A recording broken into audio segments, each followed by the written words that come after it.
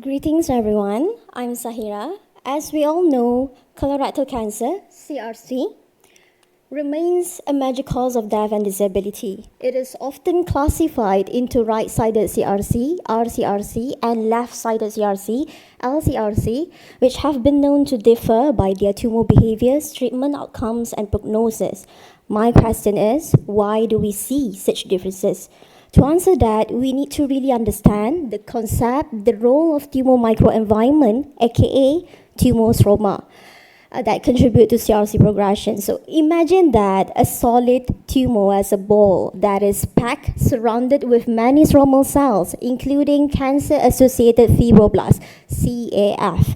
This can be seen here on the screen, where CAF transdifferentiate from normal fibroblasts and immediately close to the epithelial cancer cells. CAF contributes significantly to CRC progression by interacting with the cancer cells that is called as crosstalk through release of secretomes. CAF is normally characterized using these biomarkers, which, however, considered as non-specific. So my focus is on identification of novel CAF marker that is specific in differentiating between RCRC and LCRC mechanism. To do that, CAF would derive from RCRC and LCRC surgical resected tumors and then characterized based on gene profiles using microarray screening. And then we compared these gene profiles and validated using Western blot. So what I found is that there are different subgroups of CAF between RCRC and LCRC, as highlighted by different markers of expression.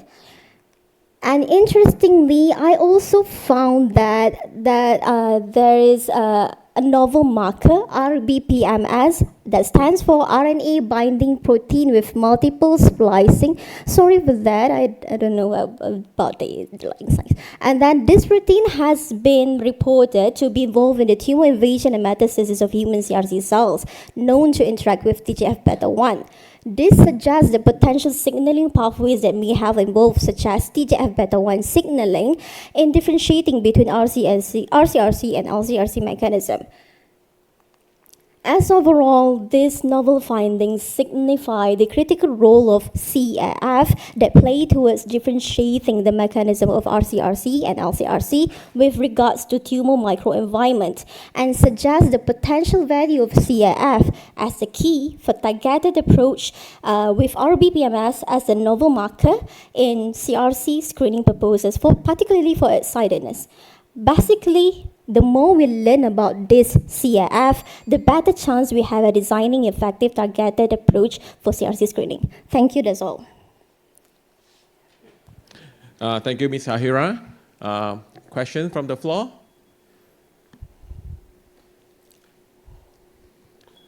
Okay, so your sample type, is it FFPE? Are you using?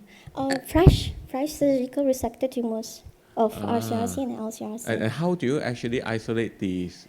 Oh yeah, CAF? I did cell culture. So I performed digestions by using enzyme collagenase type 1 to isolate the fibroblasts, the CAF, and also the adjacent normal fibroblasts.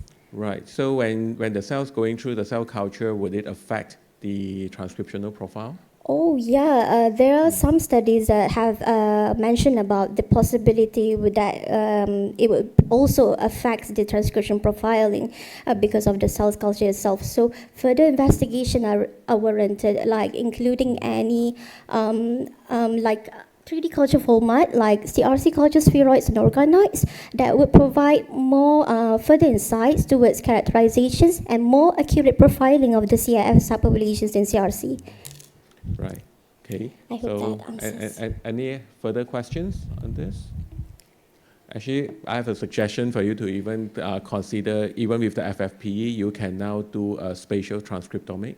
Oh, yes. Yes. So then you have a lot of tissues, then your tumor heterogeneity and also the structure, the microenvironment, everything will be preserved. That will give you a much clearer signal how the CAF gene expression profile, like the one that you have identified, are actually associated with the tumors in the actual tumor environment. Yes, I agree. All right.